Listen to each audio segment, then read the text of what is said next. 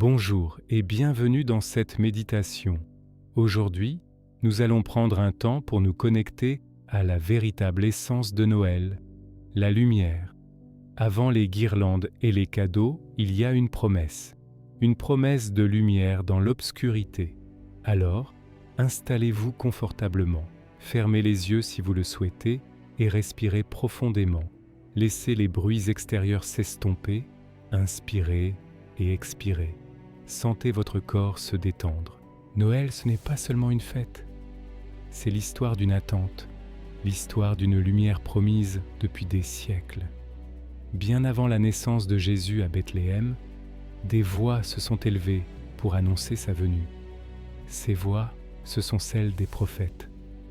Leurs paroles ont traversé le temps, comme des étoiles brillant dans la nuit, guidant l'humanité vers un espoir nouveau.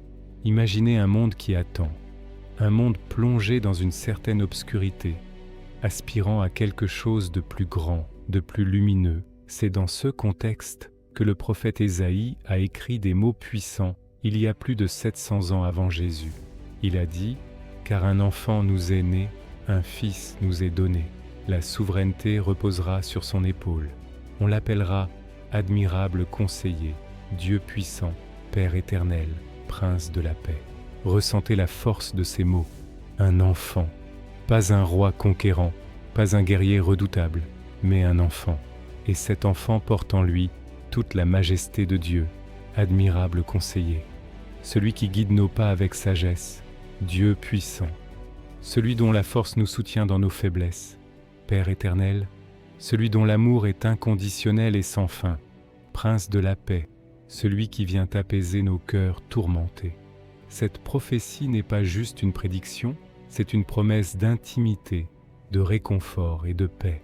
Puis un autre prophète, Michée, a donné un détail encore plus précis. Il a écrit « Et toi, Bethléem, de toi sortira pour moi celui qui dominera sur Israël, et dont l'origine remonte aux temps anciens, aux jours de l'éternité. » Pensez-y, un lieu si petit, si insignifiant aux yeux du monde, a été choisi. Bethléem, la maison du pain. C'est là que devait naître celui qui se présentera plus tard comme le pain de vie. Dieu choisit ce qui est petit et humble pour y manifester sa grandeur. Cela nous rappelle que la lumière de Dieu peut naître dans les endroits les plus inattendus de nos vies, dans nos propres Bethléem intérieurs. Ces paroles n'étaient pas juste des poèmes, elles étaient des balises d'espérance, plantées au cœur de l'histoire. Pendant des siècles, un peuple a médité sur ces promesses, attendant le jour où la lumière se lèverait enfin. Et puis, une nuit, dans le silence d'une petite ville, un enfant est né. L'accomplissement de tout ce qui avait été annoncé. La promesse est devenue réalité. La lumière est entrée dans le monde. L'apôtre Jean, bien plus tard, décrira Jésus avec ces mots magnifiques. La vraie lumière, celle qui éclaire tout homme, venait dans le monde. Qu'est-ce que cela signifie, la vraie lumière ? Ce n'est pas une lumière qui aveugle ou qui expose durement nos fautes. C'est une lumière qui révèle, qui guérit et qui donne la vie. C'est la lumière de la vérité, de l'amour, du pardon. C'est une lumière qui ne chasse pas simplement les ténèbres, mais qui les remplit de sa présence. Elle ne se contente pas d'éclairer le chemin, elle est le chemin. Si ce message de lumière et d'espérance résonne en vous, je vous invite à vous abonner à la chaîne pour ne manquer aucune de nos futures méditations. Vous y trouverez d'autres vidéos pour nourrir votre foi et apaiser votre cœur. Continuons maintenant notre voyage intérieur.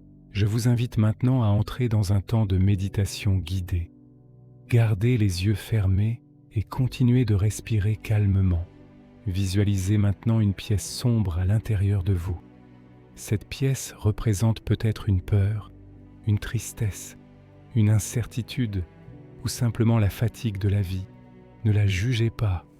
Observez-la avec bienveillance.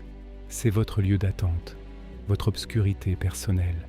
Maintenant, imaginez une toute petite flamme qui apparaît au loin. Une lueur fragile mais tenace. C'est la lumière de la promesse. C'est l'écho des paroles d'Ésaïe et de Michée.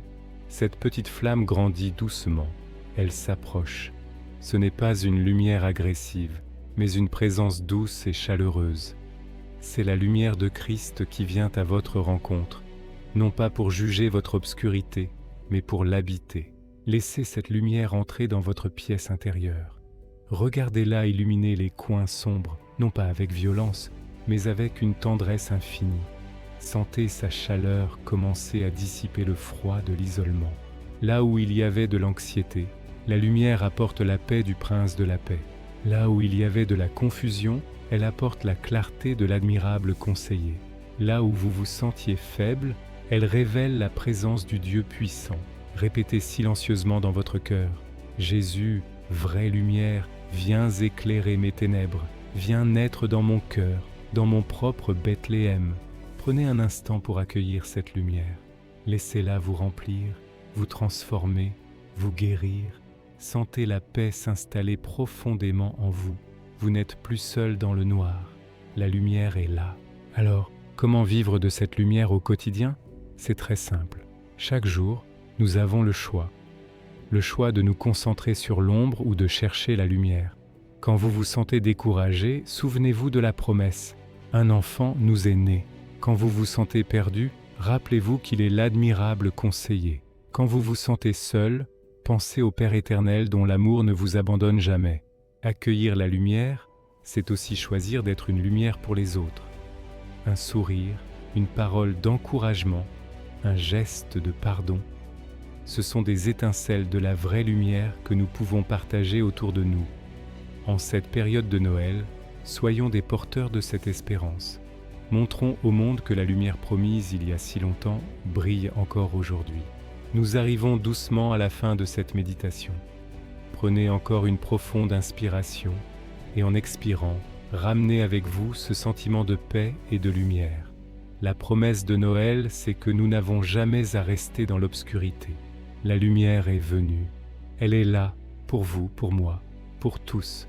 Que cette vérité illumine vos journées et vous remplisse d'une espérance inébranlable.